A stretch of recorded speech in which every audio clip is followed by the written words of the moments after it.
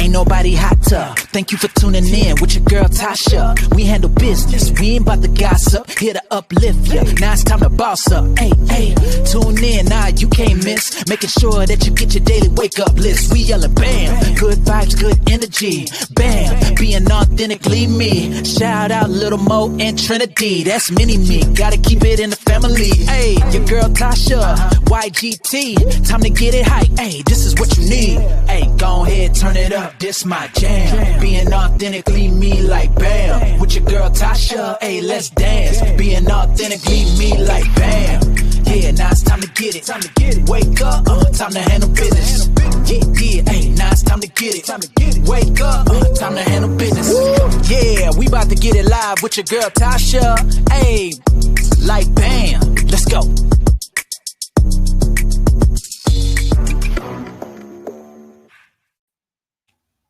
Hey, it's your girl Tasha, known to the world as the Tasha Carpenter, but everybody calls me your girl Tasha because when you hang with me, what? It's like you are hanging with your girl. And y'all know what my favorite word is. It is BAM, because I'm always being authentically me. And guys, today we got a treat today in the studio today. I'm so excited to have the pleasure for the very first time to meet this gentleman and this leader in the community. We're going to bring on the screen here. Today we have with us Senator Will Smith is in the house, guys, hanging with your girl Tasha. How are you today, Mr. Will? Good, Tasha. How are you? I am awesome. I always tell people if I make the wake up list, then everything is amazing because everybody don't get a chance to make that wake up list. We got somebody chiming in, saying hello. Guys, please remember to take this time to press share. Share is free.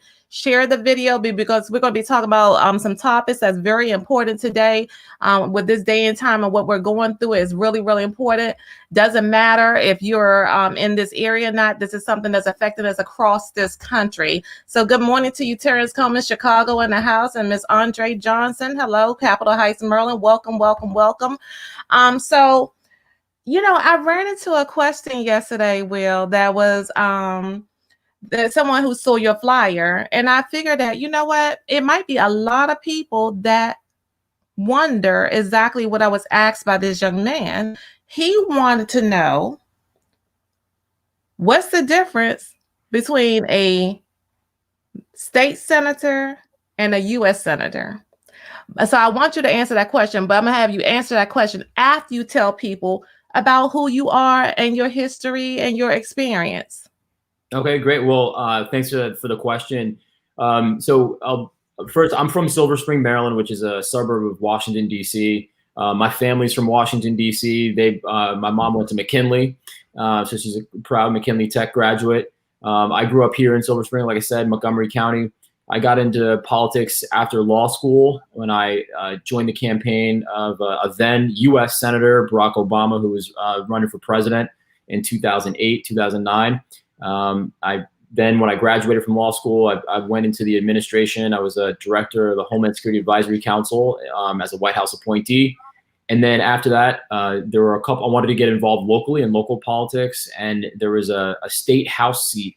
And we'll talk about the difference between the House and the Senate in the state and then on the federal level in a second. But a seat opened up, so I ran for that. And it was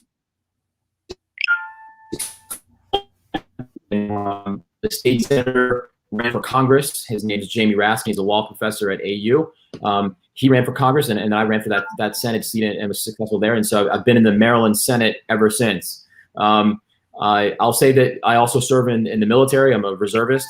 I got back from a deployment to Afghanistan last year. And so I think that experience was really instructive and taught me a lot about our role in the international community, and then also started me thinking about, are we really living up to the ideals that we are espousing and trying to, create the opportunities we're trying to create around the world? Are we living up to those ideals, and are we creating those opportunities for our own people here in the United States? And the answer is no. We've got a long way to go to reach those aspirational goals that we have in our founding documents. But to the question in particular, the difference between a state senator and a U.S. senator is that obviously every state has a kind of a mirror of what's happening on the federal level. So in the federal level, we have a Congress, which has the House of Representatives and the United States Senate.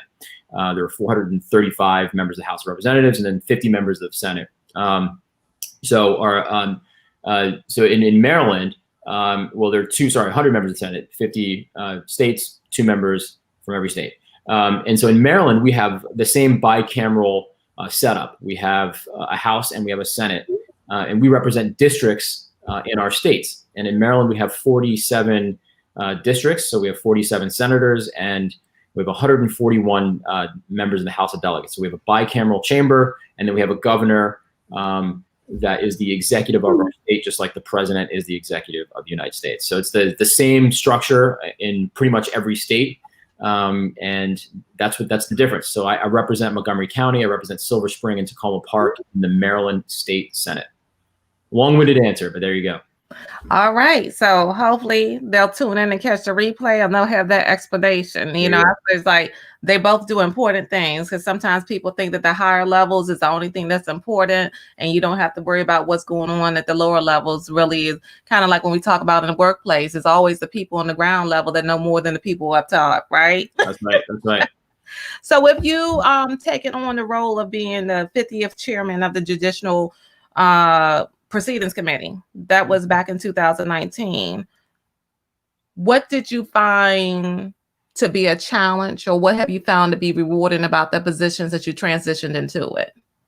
Well, the position, so being in the state Senate is an amazing honor and privilege. And so because you get a chance to actually effectuate change. So a lot of times you got people that, you know, they've got, you know, in Congress, for instance, you could have pieces of legislation before Congress. I'm talking about the federal Congress for years, and things rarely get done on that level. And the state legislatures, you can really effectuate. I mean, you can have instant change. You can propose a piece of legislation at the beginning of session, and by the end of session, it'll be the law of the land by that following October. So the immediate change that you can affect and that you can implement on the state level is really the most rewarding piece. But as chairman, which is a new role, and obviously, in Maryland, our legislative session only lasts 90 days each year. So we're only in session for 3 months a year. The good thing about, and the most rewarding thing about being chairman, is that you can steer the committee and therefore the body in a certain direction with respect to a number of issues that fall under the purview of your committee. So for criminal justice reform, for housing, for transportation policy, we get an opportunity to shape and frame the debate in the General Assembly, which is a highly rewarding and very important role. Now, last session, we got cut short because of COVID. And so our normal 90-day session was cut down to 71 or 72 days. And most of the work, frankly, gets done in that last chunk of time. And so there are a lot of things, a lot of dreams deferred, so to speak, a lot of big pieces of legislation that'll help a lot of people that we didn't get an opportunity to get out of committee. So I'm anxious for the next session to get that work out and to do that good work early on in session. Okay, and I was told that the shutdown hasn't happened since like the Civil War. This is the first time COVID has really wreaked some havoc in 2020. That's right. That's the first time the legislature has not finished its session since the Civil War, and that time the legislature reconvened up in Frederick, Maryland. So it's really a historic moment in our lifetime. So with you talking about that there's a big chunk of things that traditionally would have happened, what is it? I know you had said you're anxious to get back to it, but what are some of the main things that you were looking forward to completing and getting done during the regular session that's now behind? Sure. Yeah. So a lot of the things, one was, we were coming off a record year, another record-setting year of violence in Baltimore City and in Maryland in general. So there were a lot of things a lot of resources that we passed out of the House and the Senate, but that the governor vetoed, things that would have created coordinating councils, things would have had unprecedented money invested in on-the-ground wraparound services and violent deterrence. Those things are proven to have a real positive effect on violent crime.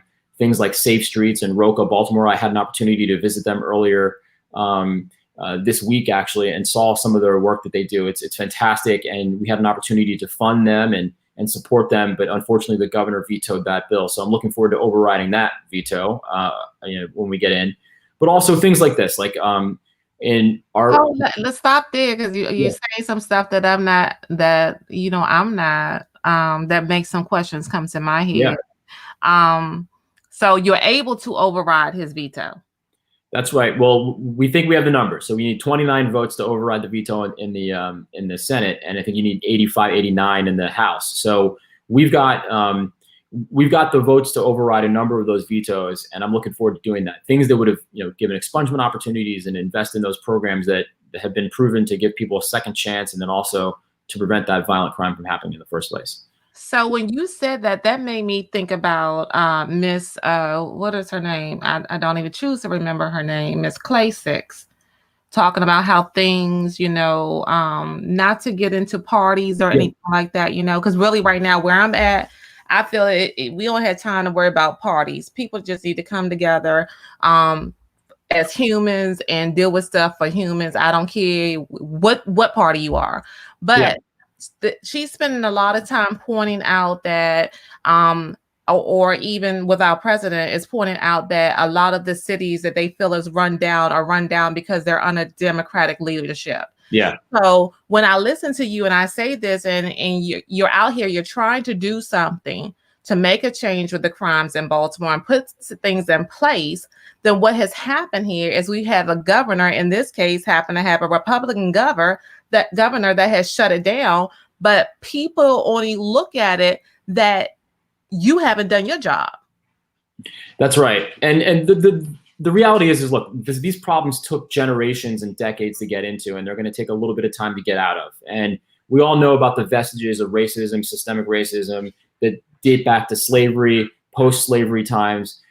In Baltimore City and in Maryland, we talk about housing segregation. There was an actual office responsible for administering and ensuring that housing, for instance, loans were separated by race. These things compound and stack on each other for generations, and so we're not going to get over these things overnight. Now, what happens too often in the political sphere is that people are looking for things that bear immediate political fruit. So, jacking up sentences, getting tough on crime, arresting people. Those are numbers and statistics that you can point to in your next campaign and say, hey, look, I've made a real difference in. What you can't do, and what's hard to articulate in a campaign, is saying, hey, look, I intervened. I invested in a program that provided resources for people that can get to school and have a healthy lunch and a healthy breakfast before they sit in that seat. And you can't prove the negative. We prevented XYZ arrests, or we've saved XYZ lives. You can't prove those things necessarily on a statistic sheet right away. But what you can do over the course of time is demonstrate the effectiveness of some of these violence prevention programs. And that's what we need to do. We need to start taking the long view and understand that there are systems in place that bear these disparate results. And so if you're able to take a long-term strategic view and then also do some things in the immediate, I think that's where you're going to go. But you're not going to get that immediate political fruit all of the time. And I think that's the part of the conversation that's missing, and that's where the political courage comes in.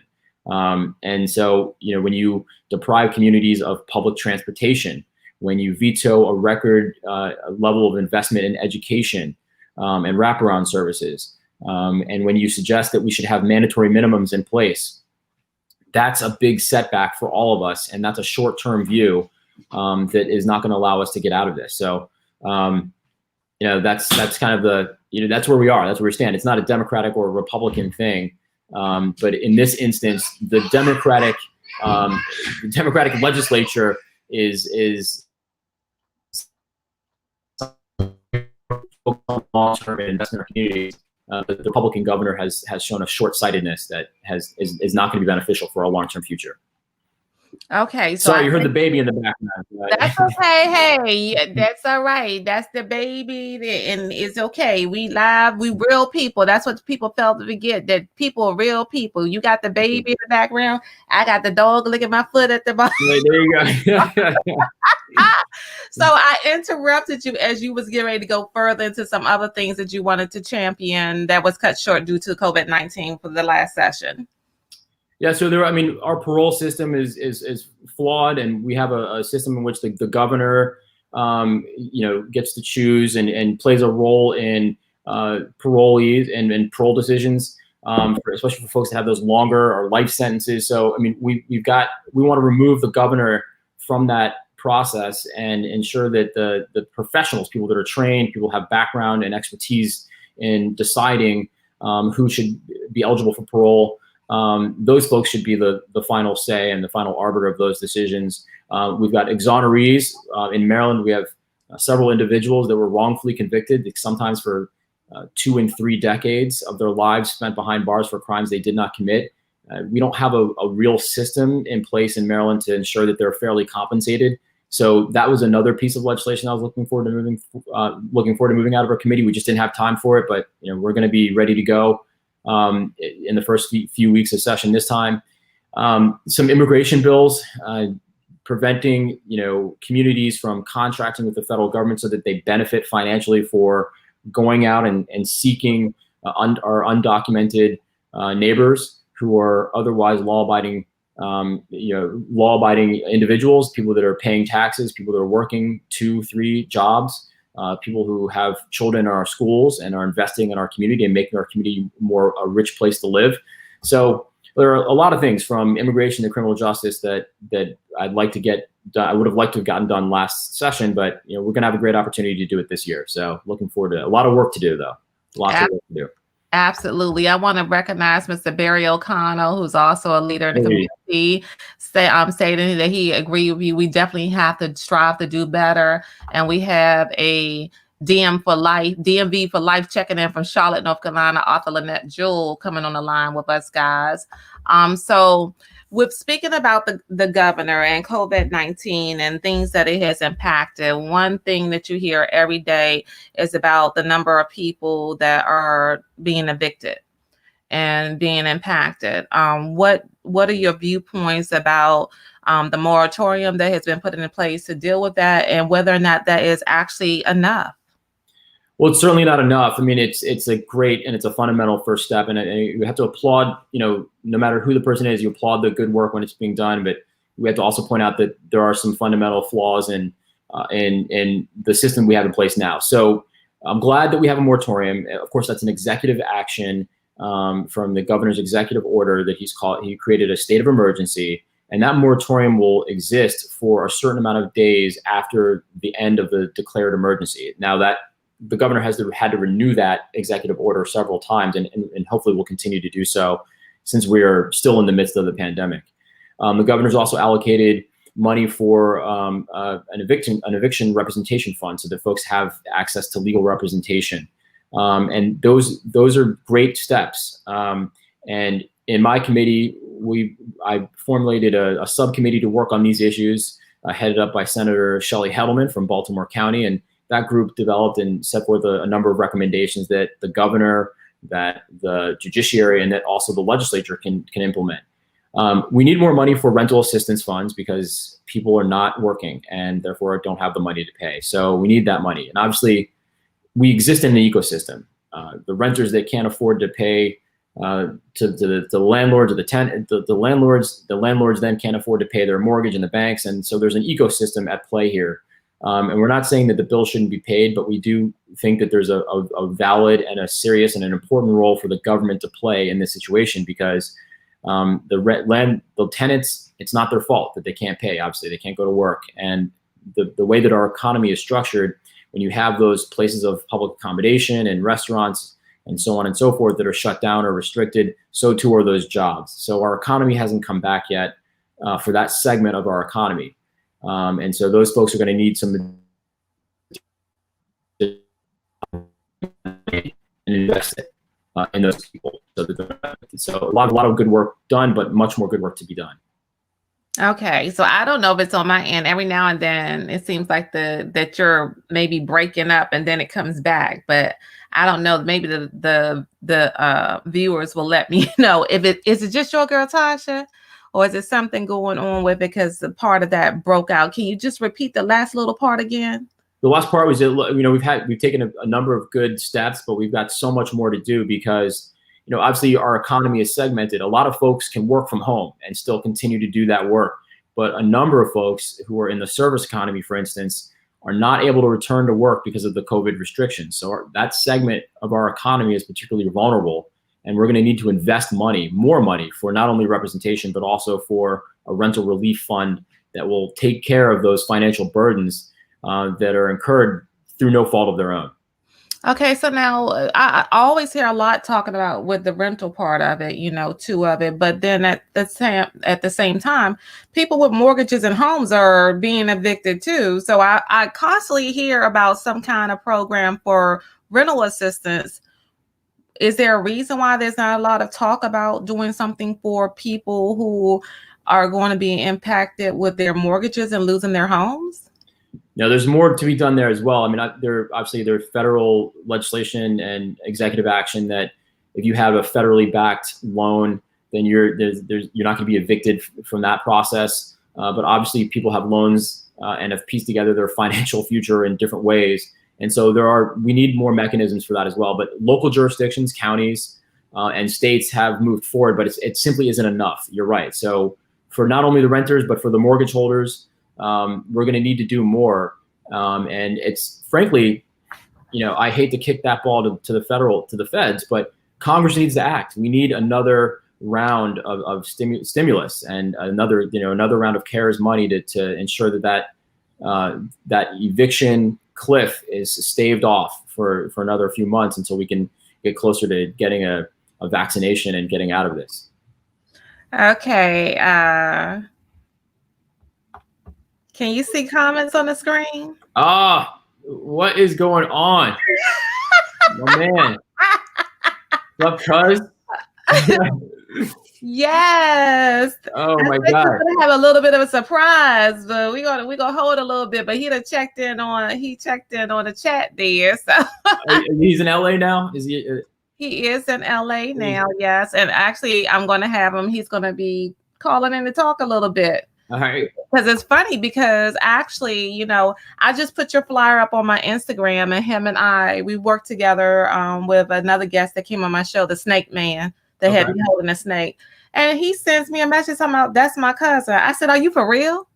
And he has so many wonderful things to talk about you, saying that you are the future Barack Obama and everything too. He was so excited. I said, well, you know what? We're going to have to get you to get on, and we're going to let you call in a little bit later on to give you a call. He says, what's up, man? What's up? What is up? Let me know next time you touch down back in DC. We got to get up together. I know he's traveling. He's always globetrotting. So, He is. So now I have a young man that I guess was on, I don't know if he's in a halfway home or something, but I was at I can't think of the restaurant. It's a restaurant to get some breakfast one morning. And there was a lot of people in there filling out applications, Milk and Honey, to work at Milk and Honey. But this young man, he was there to fill out an application and get a job, but he's in a Baltimore County halfway facility. And he sent me some very disturbing pictures at one point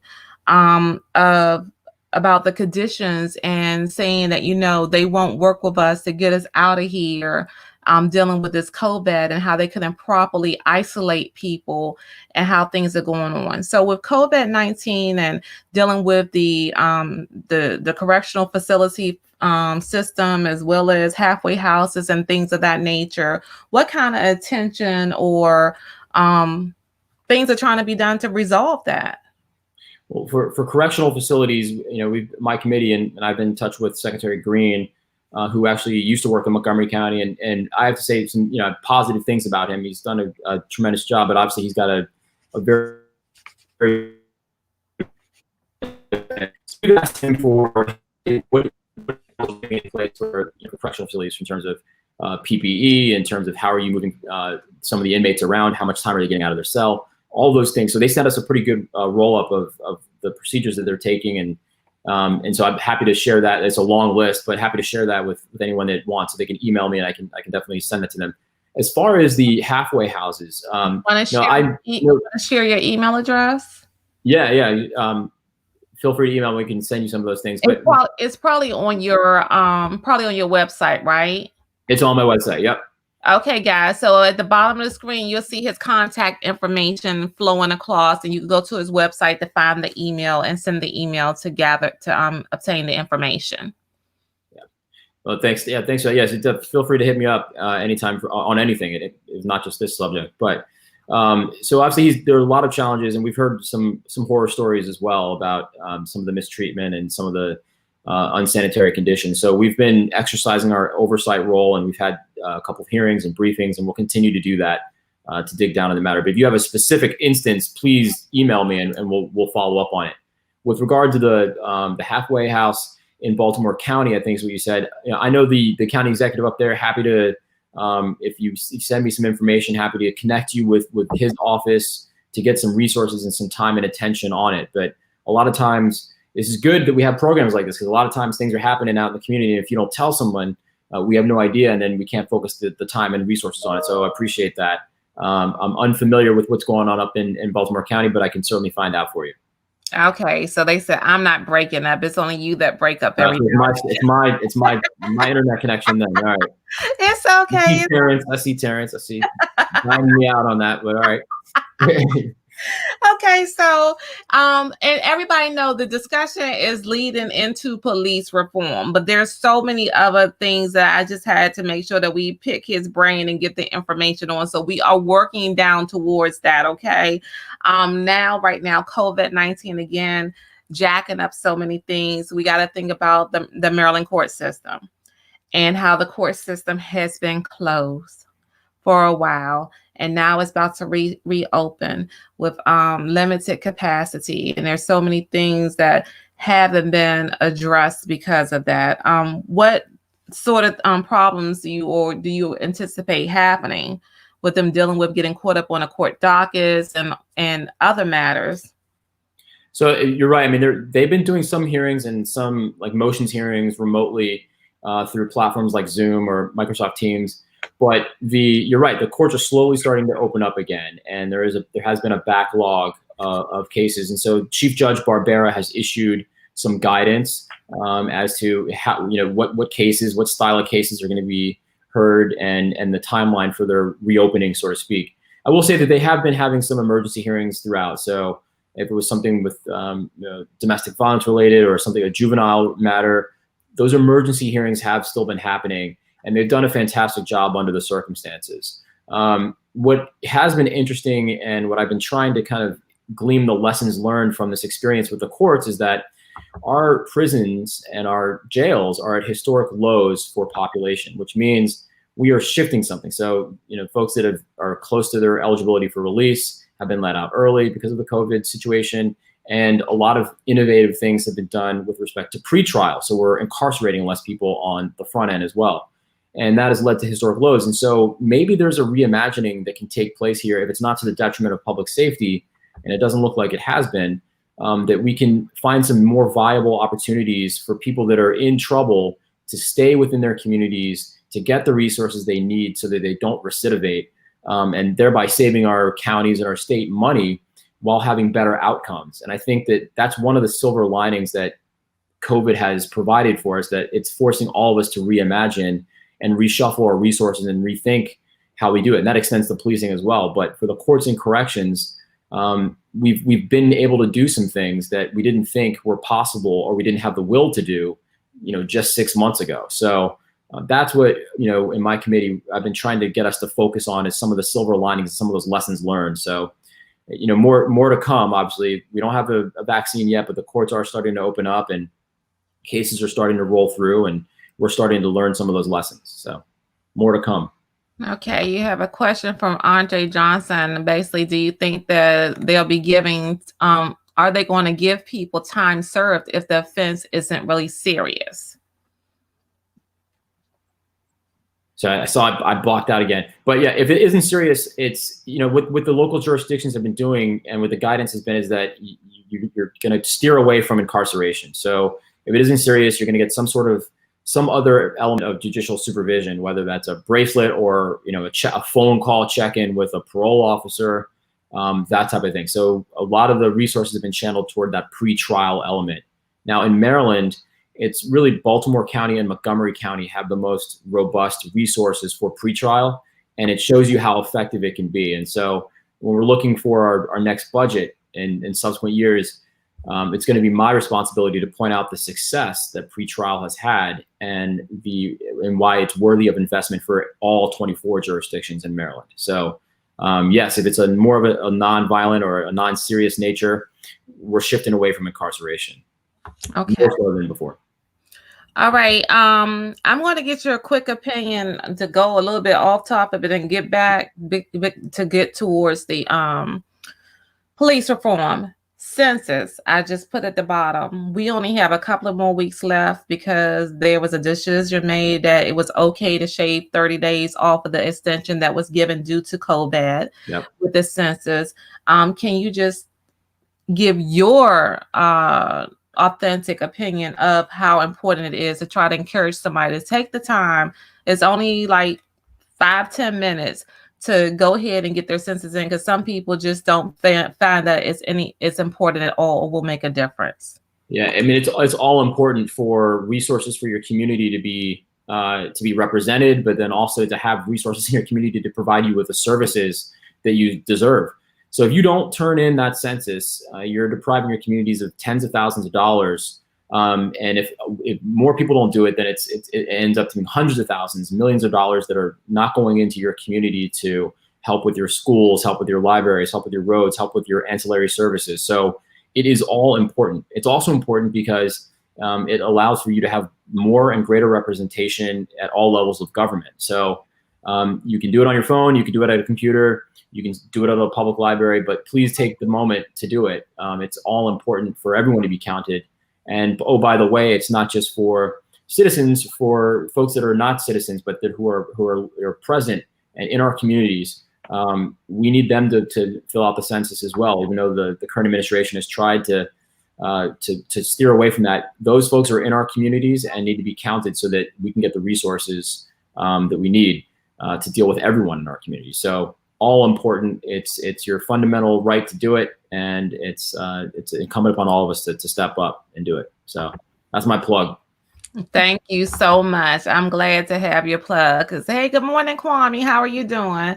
I'm very glad to have your plug in on that, because people just do not take it seriously. Okay, so a lot has been going on, of course. We've had the Cobait situation. Of course, we got the elections. I guess we'll touch base on elections before the end of the broadcast. But with regards to like the death of George Floyd and Breonna Taylor, it seems like it has reignited. And actually, I'm not going to say shockingly, or however you say the word, but the discussion is still going on, which to me is a good thing, because we have had, the discussions about things like Trayvon Martin and other people that Eric Garner and stuff, that it just did not stay around as long as it has stayed around this time. So with dealing with that discussion is dealing around race and policing in the United States. What type of discussions is taking place on the Maryland General Assembly in regards to this? And I mean, is it as divided as it seems that we see every day, that there are some people that just can't understand that? Well, I don't know what your position is, but no one is saying that police lives do not matter. It's just that there are some bad policemen and we're failing to address them. What type of discussion are you guys? And is it this back and forth, this battle that we see every day, especially on social media and everywhere else? It's so getting on my nerves. Yeah, I mean, the funny thing is the social media and having your cell phones out and be able to kind of shine a light on so many of these instances that have been happening for decades across the nation is just kind of broadcasting to the rest of the nation what many folks in communities of color have known forever, since Jim Crow, since slavery. So, I mean, these are things that our communities have been dealing with for decades. And so, I mean, when you see everything from Trayvon Martin to George Floyd on social media and recycled through the media, it has the same psychological effect as Emmett Till did. When Emmett Till's mother said, let's have that open casket, let's have that picture on the cover of every magazine and newspaper throughout the nation, it had an effect, and it caused a reckoning and a resurgence of a conversation that was too often hidden from so many segments of society. So I think that social media has played that role of pushing this to the forefront of every corner of our society. And I mean, we've had, you see more white folks, frankly, joining in on the protests and the marches and saying, hey, look, I can no longer be silent. And so again, I always look for the silver lining, and the silver lining is that you've had a more of a diverse intergenerational movement than ever before to address some of these societal inequities. And I think that the confluence of events with COVID has shown not only the economic and the health disparities, but then you see some of the real raw racial tension that has been alive and well in America for generations. And even though we are post Barack Obama, we are not post-racial. And that's something that all of us need to remember in every aspect of our life, that we still need to work to address, to overcome and to compensate for our country's original sin. So I'll just say, I'll start off with that. And then the conversation in Maryland, look, our conversation in Maryland on police reform really started in 2015, 2016 after Freddie Gray, after the in-custody death of Freddie Gray and the uprising in Baltimore City. Now, I was a freshman in the House of Delegates during 2016 session, and we had a work group there in the House, and we made some good progress, and there was some good progress. But I think anyone listening to me now and most folks in the General Assembly realize and can understand and appreciate that it wasn't nearly enough. And so now this conversation amidst this racial reckoning and George Floyd and amidst this national movement that's happening has started up again, obviously, in the General Assembly. And when I sent a letter out to my constituents outlining some reforms that I'd like to see, it was really just to kickstart the process in the Senate, because we have a lot of folks like Senator Jill Carter and Senator Charles Sidnor who have been working on these issues for years. And my goal with that letter was just to say, look, this committee supports your work, and we are going to sit down and we're going to put something forward in the next session that's going to do something. It's going to have real meaning and real reform. And when we talk about that reform, I'm talking about systemic reform, because I think careers in law enforcement and our law enforcement officers, it's a laudable profession. It's a real public service profession, and it's an honorable profession. And I have nothing but the utmost respect for our law enforcement officers. I've served downrange in Afghanistan with a number of folks that were former law enforcement officers and then will become law enforcement officers when they get out of the military. And so I have nothing but the highest regard for that profession and for the individuals that serve there. What we're addressing is the systems, because the systems that are in place are producing some devastating results that have a disparate effect on communities of color. And I don't need to tell anyone that. You can see it every day. And so what our reforms are aimed at is greater transparency, greater accountability at all levels. The public needs to have access to records of disciplinary records. The public needs to know that when there's officer misconduct, that there's an independent investigation, and that the results of that investigation are made public in a timely manner. We need to know that we have standards, high levels of standards for police engagement, so de-escalation and training. Use of force standards, there has to be a uniform standard for that. And so these are things that have historically been tough to get through the General Assembly, because not only the police unions, but a number of other unions have said, hey, look, you can't go into what's called the Law Enforcement Officers Bill of Rights, or portions of the Law Enforcement Officers Bill of Rights, because that's a collectively bargained for document. They had to give and get for that. Well, I've been kind of relying on a lot of the readings and publications from a law professor from Harvard. His name is Benjamin Sachs, and he's a kind of a prolific labor scholar. And he's hit the thesis. If you believe in the labor movement, you believe in fair wages and clean and sanitary and safe working conditions, then you will not allow your brothers and sisters. Am I going off in it? Start from the word thesis, because you went out. After the okay, got it. I'm back now. Am I back? Is it good? Yes. All right. Well, I was saying that the thesis of his writings of recent time is that if you are a real proponent of the labor movement, that is fair wages and clean and safe and sanitary working conditions, then you will not allow your brothers and sisters in labor to collectively bargain for things that run afoul of the public interest. And so When you have things like a separate due process and disciplinary process that shields information and that allows officers to pick who can be on their trial board, those are things that run afoul of the public interest. And so those are some of the reforms we're looking to implement.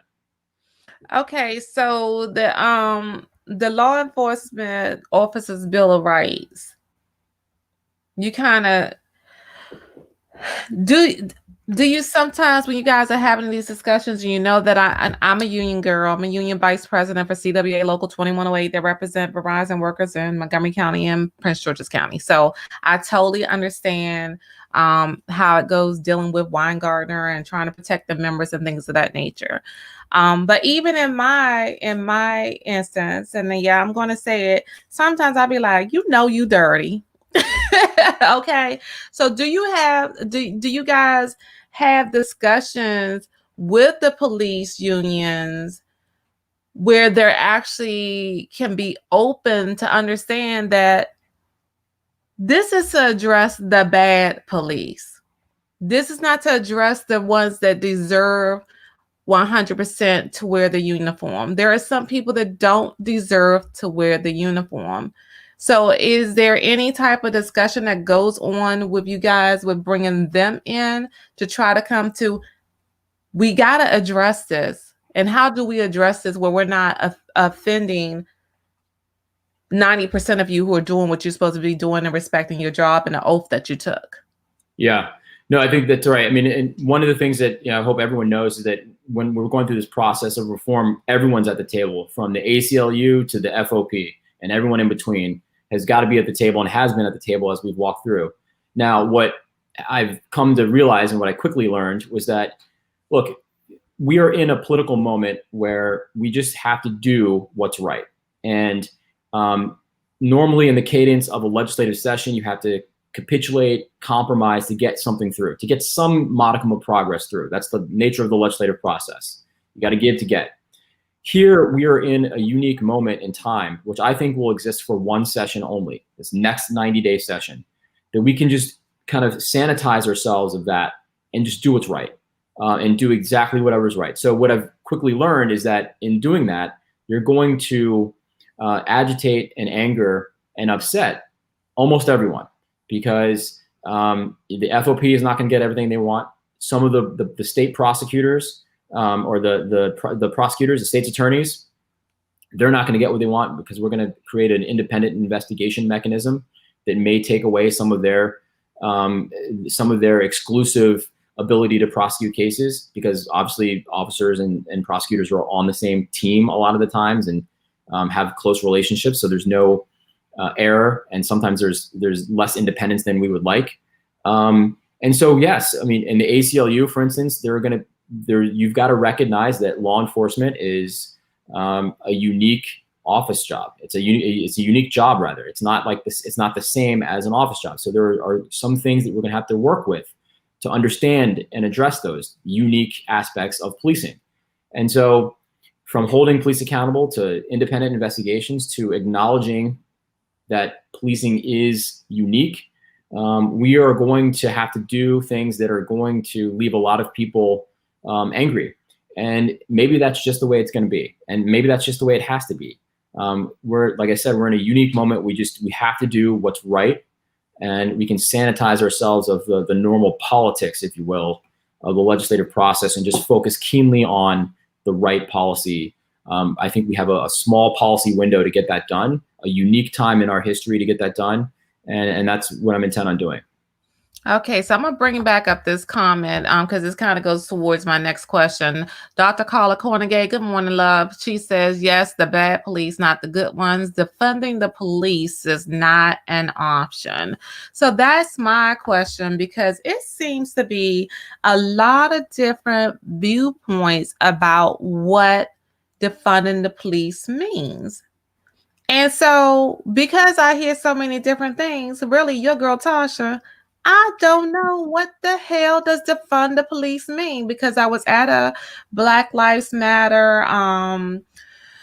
rally where actually a Channel 7 newscaster wanted to pull me and my daughter over to discuss.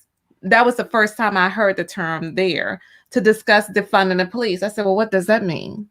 And he was saying that it was with regards to taking resource officers out of schools and using those funds to bring in counselors and all this other kind of stuff. And I was like, well, he thought Trinity looks kind of young. I said, she's about to be a junior in college. I no longer have children in Prince George's County public schools, so I don't think that I'm the best person to talk about that. You better find another parent. And the next thing I know, all over the news, I'm seeing where it is about cutting away officers. Yeah. And stopping them and all this other kind of stuff. I was like, what in the world's going on? Hold on, we got a comment that came up. Okay, wait a minute. Hold on, guys. Andre Johnson says, I'm tired of some police officers who shoot people, say I was afraid for my life. That's why I shot him 5 or more times. I'm tired of hearing police officers saying I shot people and I was afraid of my life. That's why I shot them 5 or more times, and the person didn't have a weapon, and they say it's justified. She's tired of hearing that. I think there's a lot of us that's tired of hearing that. Now, Dr. Carla Cornegay said defund the police means, this is her meaning, and I'm gonna ask you this, I'm sure your meaning. It means relocating and redirecting funding away from the police department to other government agencies funded by local municipalities, and even some who say abolish do not necessarily mean to do away with the law enforcement altogether. Well, I'm telling you, some people I said no police at all. So what is your understanding of defund the police, or your, Sure. Yeah, I got it. No, I appreciate the doctor's explanation. And look, I've never used that phrase because I don't think it's precise. And if you're a public official, you owe it to your constituents and the people around you to be more surgical and more precise in the language. Now, that the defund the police movement, I respect it, right? I mean, I get it. And it exists on a continuum. On one side, you've got abolitionists. I mean, no joke, people want to get rid of police. On the other side, it's the more refined, hey, let's reallocate and reimagine. And that's where I fall. And that's where I think the doctor and I are aligned. And I think, honestly, this is why, in these moments, it's important to keep when the tensions and the moment's hot, the rhetoric's got to be cool, because there's actually a lot in common that we can work together with FOP or police officers, chiefs, sheriffs, and the like. For instance, if I bet you to the officer, if you talk to a police officer and you ask them, hey, is society, or is the government asking you to do too much? And it's right. Yes, we're asking them to be social workers, psychologists, and the like. But just as someone who is suffering, the police officers are not, the right authorities to respond to someone suffering from a mental health crisis. Neither is a social worker the right person to respond to someone breaking into your house. And so you've got to have both. But I think this moment has shown us that we need to reallocate and reimagine some of those resources. And I think those conversations are going on at the municipal and the county, and certainly at the state level. So I've never used that phrase, and I won't, because I think it's misleading. And I think also it can be weaponized against us. And so I'm a Democrat, and you see right now that Donald Trump is weaponizing that phrase against Joe Biden and saying he wants to take away police off the street. He wants to abolish the police department. That's what the alt left wants. And so it's a more nuanced and complicated conversation.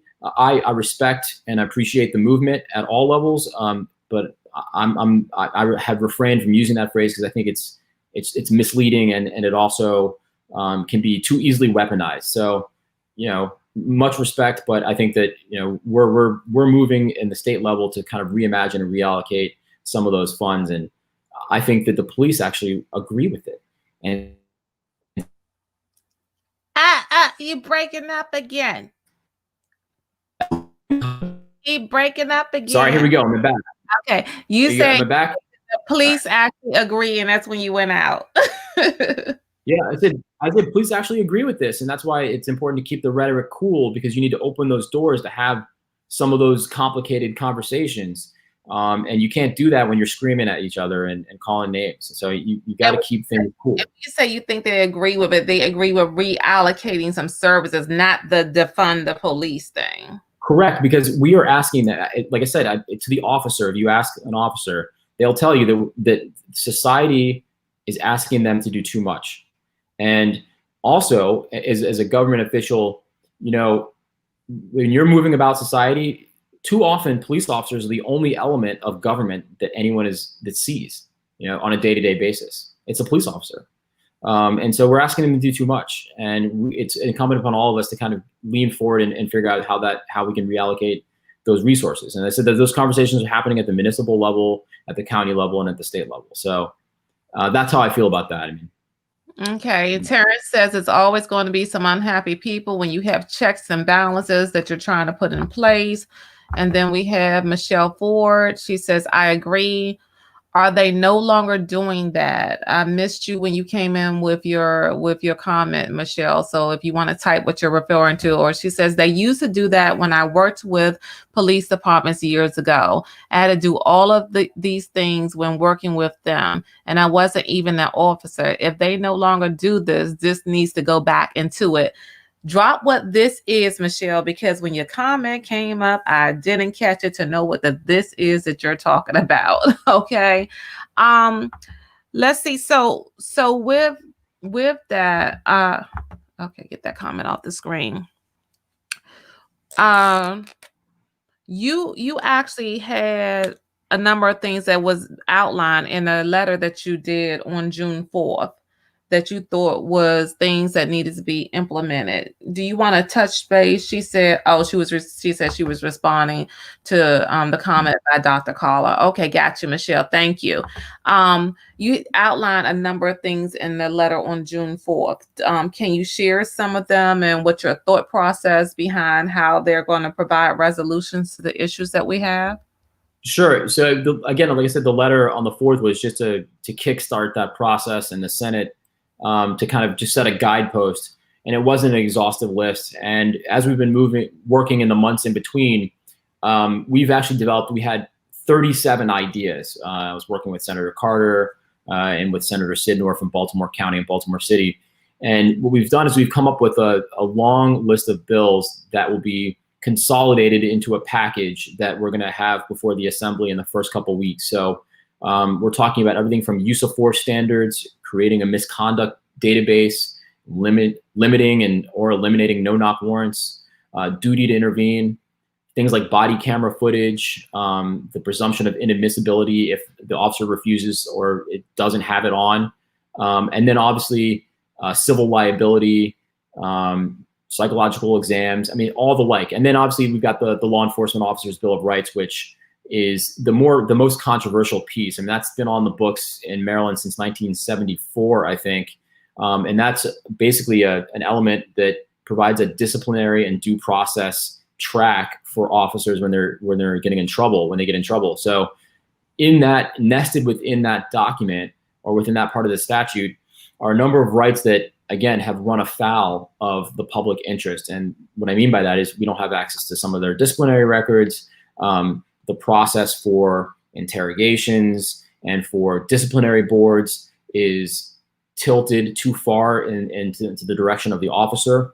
The chiefs don't have enough ability to go in and remove bad officers, as you say. So there are a number of things that we're working on, but essentially in the fall, actually in 2 weeks, September 22nd, 23rd, and 24th, we're going to have hearings, digital hearings on all these pieces of legislation. So I'll make sure that you and your viewers get that information so people can participate, they can testify, or they can watch on YouTube. So I'll make sure that you get that information as well. Okay. Michelle also said that it was in response to her comment about the proper vetting of the police officers and hiring. And I'm going to talk a little bit about that. But in the meantime, we're going to take a quick love break here because who's on the phone calling in? This is Vernon Harrell from Los Angeles, California. Okay. Can you hear him? Hey. What do you want to say to the Yeah, what's going on, Card? How you doing, Cuz? You've actually answered most of the questions in this hour beautifully that I would have asked you. But I do want to ask a question, like simply, why is it this narrative that still exists that only Republicans are pro-police and tough on crime, the same way, like even financially or for the market, why are Republicans so good and Democrats not? And what is the Democratic Party and you yourself are trying to do to change that narrative for voters who vote on those types of issues? So moving forward, I would like to see something like that. And the love part, as Tasha said, is that I told her before, you're a pretty big deal. You're really a highly intelligent guy with a long list of accomplishments. I'm so glad that you made it back from Afghanistan to be with your lovely wife and daughter. So just tell me why Republicans seem to have that narrative that they're best for the economy and best for law enforcement, and what you and your party can do to change that. Well, first, for the economy, I mean, look, we had the best economy. The best economies in my lifetime were under Bill Clinton and Barack Obama. So I think we need to be better at articulating that. But for the law enforcement or the law and order piece or tough on crime, I mean, I think it's because the issues are so nuanced, and as Democrats, we want to kind of get in the details, and we don't want to use the bumper sticker phrases. And when we do, they're too easily weaponized. So like the defund the police is the perfect example. I think that we need to do a better job of articulating the nuance, and by saying, look, we want to invest in communities. There's got to be a long-term goal and investment and an appreciation of the inequities that have existed since slavery. Now we have to be better at that. And I think that in Maryland, we've got a great chair that has done a tremendous job and making sure that we are on message, saying that we want to invest in communities. Of course, we have to hold people and each other accountable, but we want to do a long-term investment in communities to transform the future of the next generation. So we want to invest in education. We want to invest in infrastructure. Yes, we want to hold each other accountable, but there are other investments that we need to make so that that cycle doesn't continue to perpetuate itself. And so the short answer is, look, it's nuanced and we need to do better. We need to do better at articulating things in short, punchy, easy to understand and digest sentences and phrases. The Republicans are much better at that. But I don't think, and I won't cede the ground that they're tougher on crime or that they're, I would say, you know what, that's the wrong question. Forget tougher on crime. Let's be smarter on crime. And I think that's the nuance between the two. You can jack up a bunch of sentences, you can warehouse people, or you can develop some long-term solutions that prevent people from getting in those situations in the first place. And we just need to do a better job at articulating that. But I don't think that they're better on the economy or on public safety, especially when you look at the investments that Democrats are looking to make.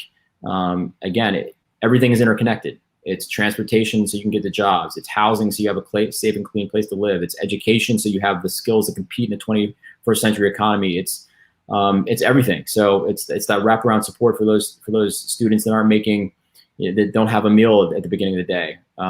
It's the whole deal. It's ensuring that our returning citizens have the tools to reintegrate into society and not recidivate. I mean, all of this stuff is interconnected.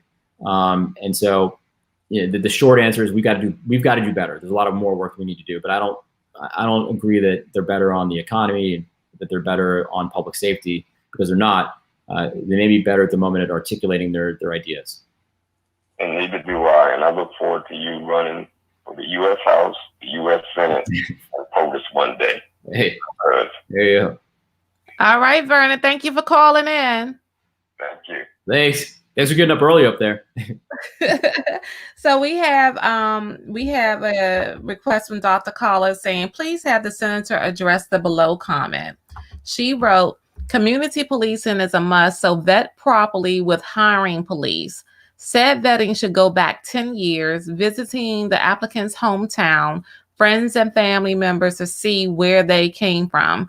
Conducting a full scope polygraph is necessary. So I guess she wants you to express whether you agree, disagree, think that there is more to it, some things should be taken away.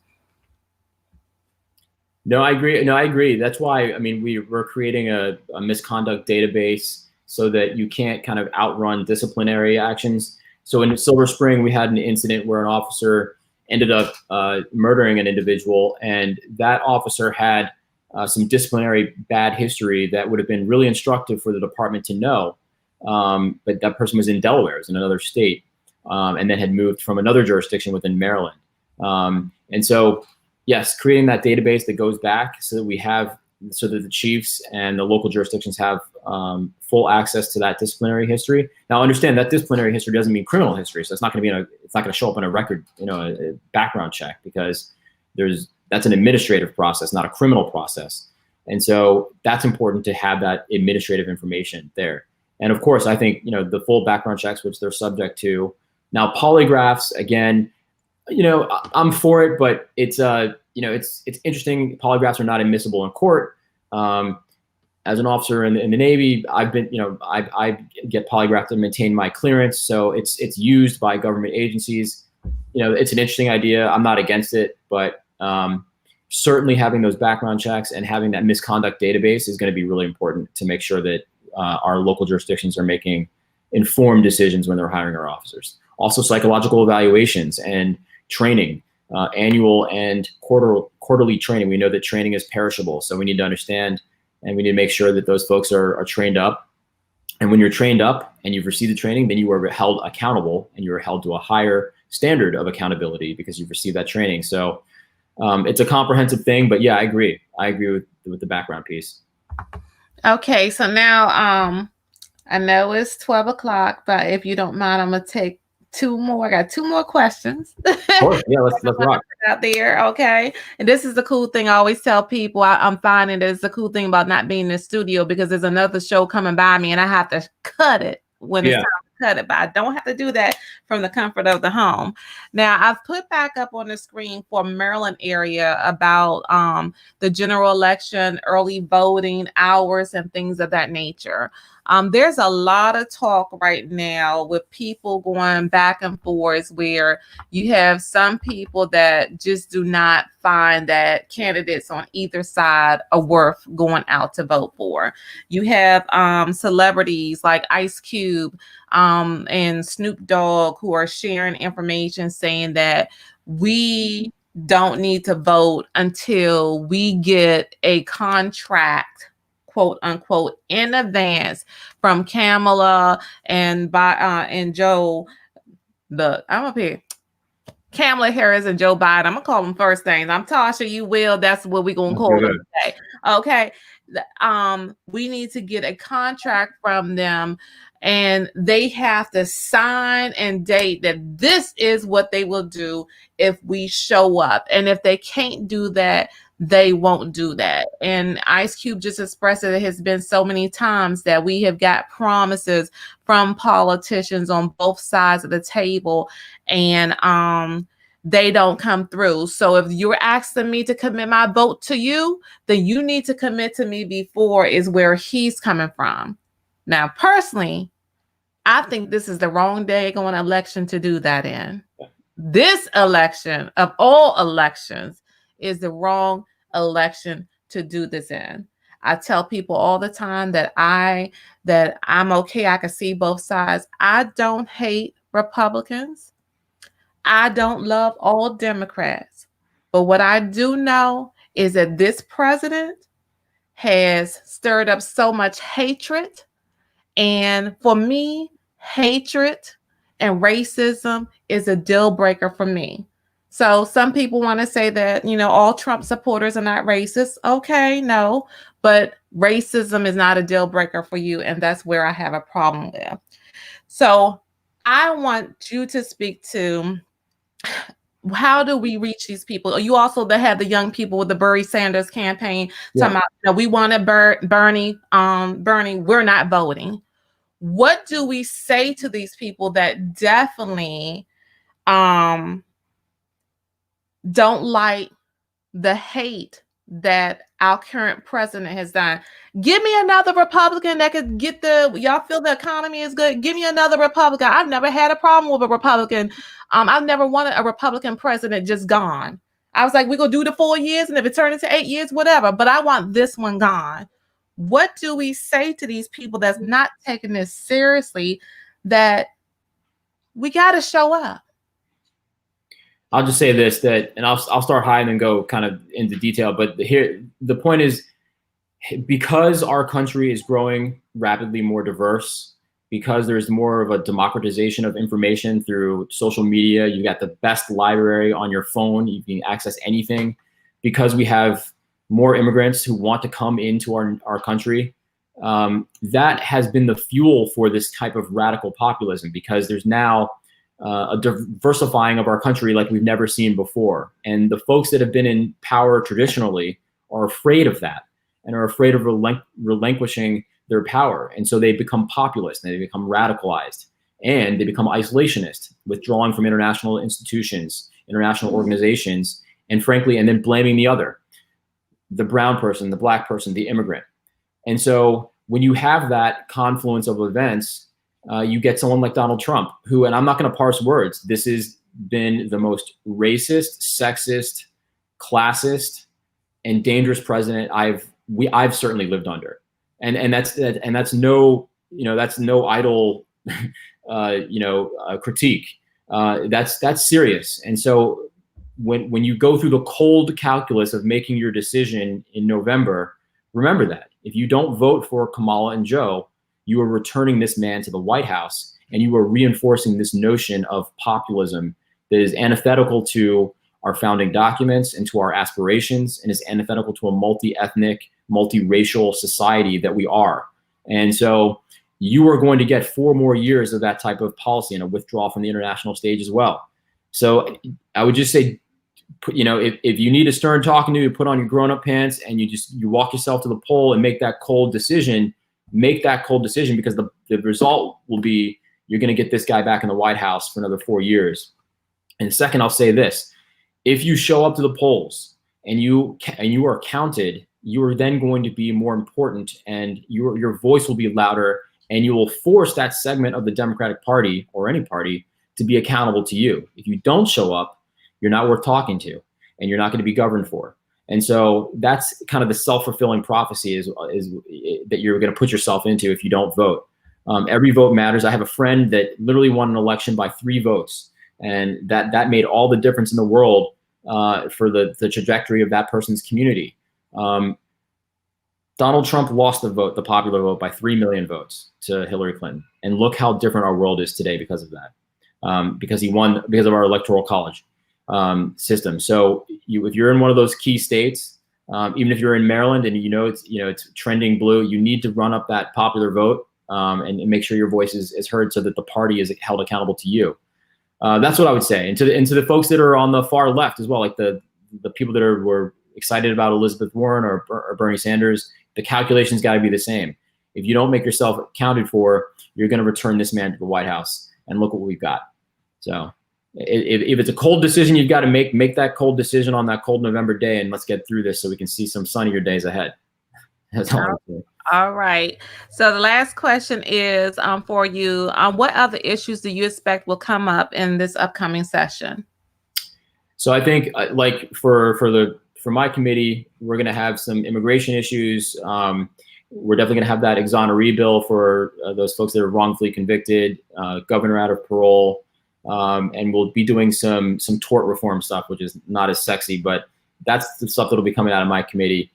For the General Assembly as a whole, we've still got Kerwin that we passed, and that's a veto override. So we're still going to struggle on how we're going to invest in education for the next generation. And in Maryland, we used to be top public schools in the nation. We've now slipped, out of the top 5. So we've got a lot to do with respect to that as well. There are going to be a lot of things to protect the Bay. So if you're someone that's, an environmentalist, renewable energy conservation, those things are all going to be there. So a lot of interesting stuff.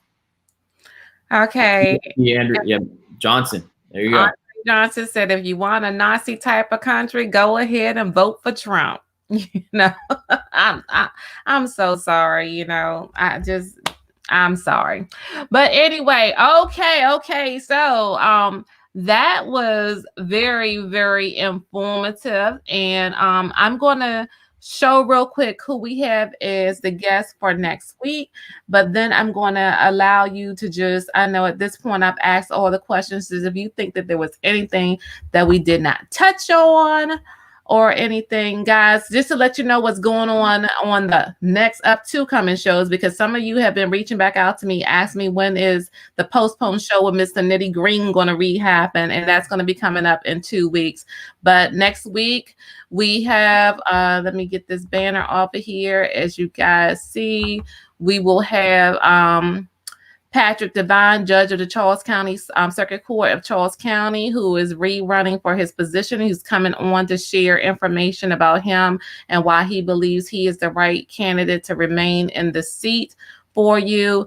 And in addition to, as far as Mr. Nitty Green, he will be joining us. Everybody that loved the Lean on Me movie, and the guys in the bathroom, Mr. Nitty Green will be back with us. He had that family emergency, I think that was last week, but he'll be with us on 9/26/2020. And of course, Hanging with Your Girl Tasha is always here at 11 o'clock on Saturdays. Make sure that you like my page, subscribe to me on YouTube at yourgirltasha.com, and know that I'm already here.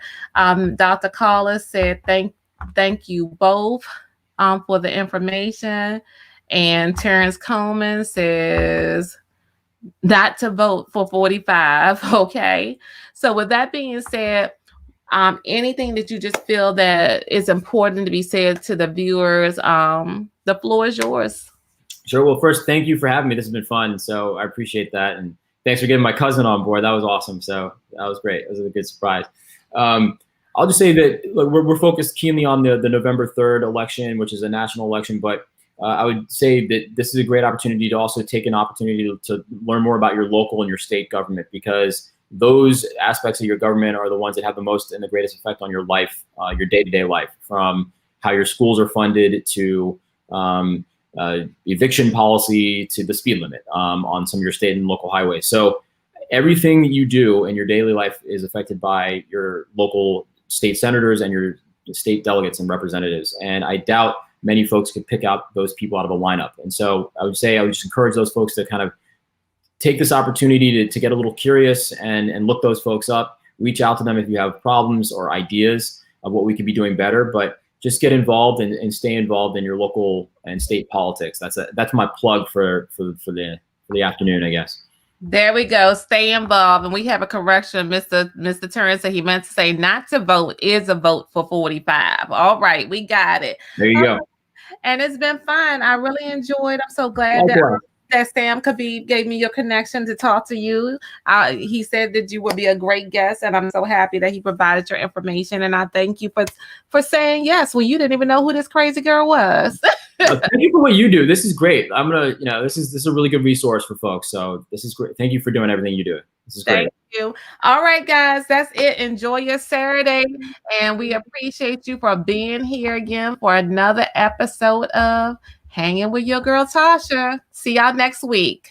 Hey, ain't nobody hotter. Thank you for tuning in with your girl Tasha. We handle business, we ain't about to gossip. Here to uplift ya, now it's time to boss up. Hey, tune in, you can't miss. Making sure that you get your daily wake up list. We yelling bam, good vibes, good energy. Bam, being authentically me. Shout out Little Mo and Trinity, that's mini me. Gotta keep it in the family. Hey, your girl Tasha, YGT. Time to get it hype. Hey, this is what you need.